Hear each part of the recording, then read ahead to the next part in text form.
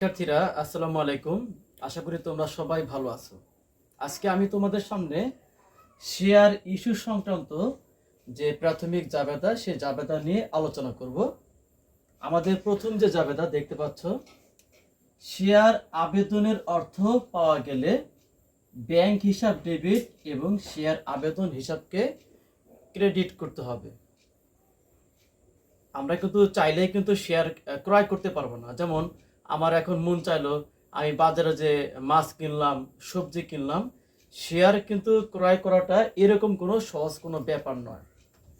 আমি যদি কোনো স্কুলে লেখাপড়া করতে চাই, আমি কি যে সেখানে ক্লাস করতে পারবো? অবশ্যই না।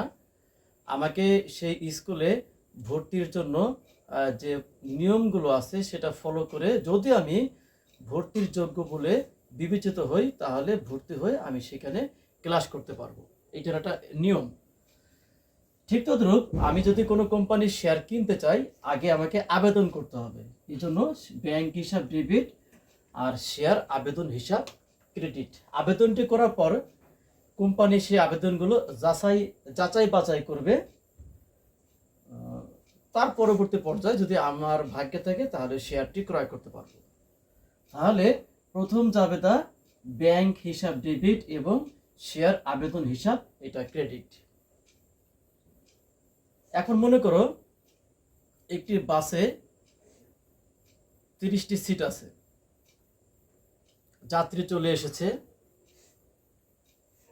30টা সিট ক্রয় করার জন্য যদি আবেদন আসে, তাহলে ওই বাস কোম্পানি 30 জন যে যাত্রী তাদেরকে কিন্তু সিটটি দিতে পারবে।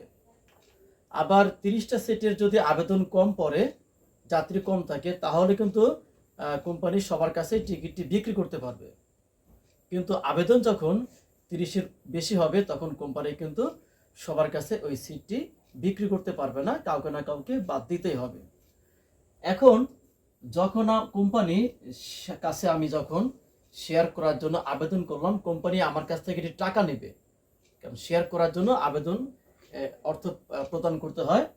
ব্যাংক হিসাব ডেবিট এবং শেয়ার আবেদন হিসাব ক্রেডিট। পরবর্তী পর্যায়ে এই টাকাটাই আমাকে কোম্পানি শেয়ার মূলধন হিসেবে স্থানান্তর করবে। যখন কোম্পানি মূলধন হিসেবে স্থানান্তর করবে, তখন শেয়ার আবেদন হিসাব ডেবিট আর শেয়ার মূলধন হিসাব ক্রেডিট করতে হবে। তো মূলধন হিসেবে ওই টাকাটাই যাবে যাদের কাছে কোম্পানি শেয়ারগুলো বিক্রি করলো, তাদের টাকাটাই কিন্তু কোম্পানি মূলধন হিসেবে নিতে পারবে। আর যাদের কাছে কোম্পানি শেয়ার বিক্রি করতে পারবে না, তাদের টাকা কখনোই মূলধন হিসেবে দিতে পারবে না। আশা করি 1 এবং 2 নং এই জাবেদাটা বুঝতে পেরেছ। এখন 3 নং যে জাবেদা, যদি অতিরিক্ত আবেদন কোম্পানির কাছে জমা পড়ে, তখন কোম্পানি কি করবে? কারণ কোম্পানি কিন্তু সবার কাছে শেয়ার বিক্রি করতে পারবে না। যদি কোম্পানির কাছে অতিরিক্ত আবেদন জমা পড়ে, তাহলে যাদের কাছে কোম্পানি শেয়ার বিক্রি করলো তাদের টাকা তো মূলধন হিসেবে চলে যাবে, তবে যাদের কাছে কোম্পানি শেয়ার বিক্রি করতে পারবে না তাদের অর্থ আবার ওই শেয়ার যারা আবেদন করেছিল তাদের কাছে ফেরত দিতে হবে। তো ফেরত দেওয়ার ক্ষেত্রে জাবেদা হলো শেয়ার আবেদন হিসাব ডেবিট এবং ব্যাংক হিসাব ক্রেডিট। এটা তখনই প্রয়োজন যখন অতিরিক্ত আবেদন জমা পড়বে, তখন এই জাবেদাটি আমাকে দেখাতে হবে।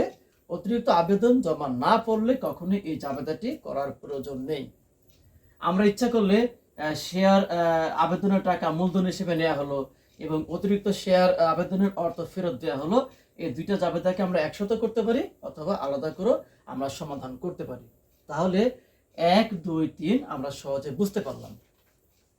4, অধিহারে শেয়ার ইস্যু করা হলে মূলধন হিসেবে নেয়ার জাবেদা।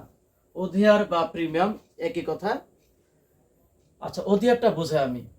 যেমন আমরা যখন ঈদের সময় অধিহার দেখতে পাচ্ছ, অধিহার এবং অবহার। আমি একটা এক্সাম্পলের মাধ্যমে বিষয়টি তোমাদের সামনে পরিষ্কার করছি।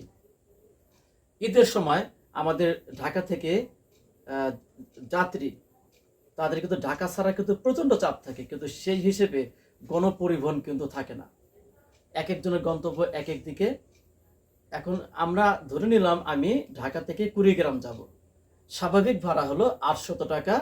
কিন্তু ঈদের সময় এই ভাড়াটাই কিন্তু আমি যখন ওই পরিবহনের টিকিট কাটতে যাব, আমাকে 1200, 1300, 1500 এমনকি 2000 টাকা দিয়ে সেটাকে আমাকে টিকিটটি কাটতে হতে পারে। কারণ তখন চাহিদা বেশি, কিন্তু যাত্রী কিন্তু গাড়ির তুলনায় অনেক বেশি, কিন্তু গাড়ি কিন্তু যাত্রীর তুলনায় কিন্তু অনেক কম।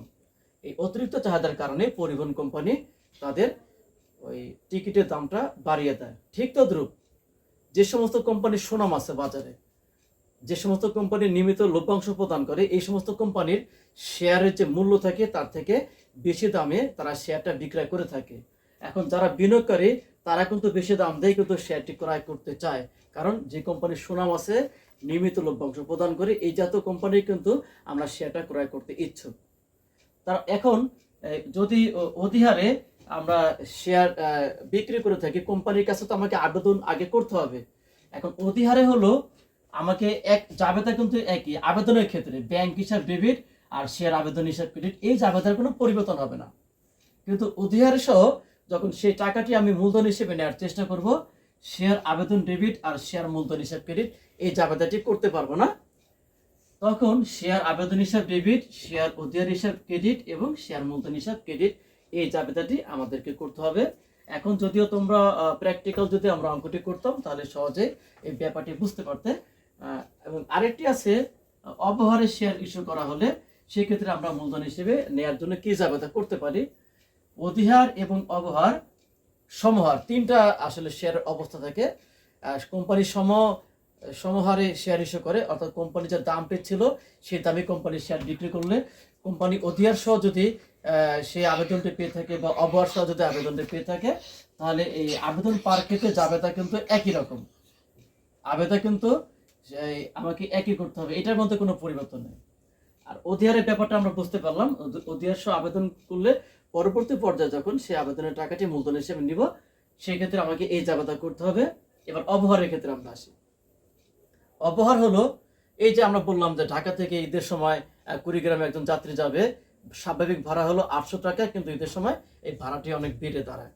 ওই পরিবহন যখন ওই কুড়িগ্রামে যাবার পরে তাকে তো ঢাকা ব্যাক করতে হবে, ব্যাক করার সময় কিন্তু সে কিন্তু দেখা যায় কি ঢাকা আসার সময় কিন্তু যাত্রীর চাপ কম থাকে।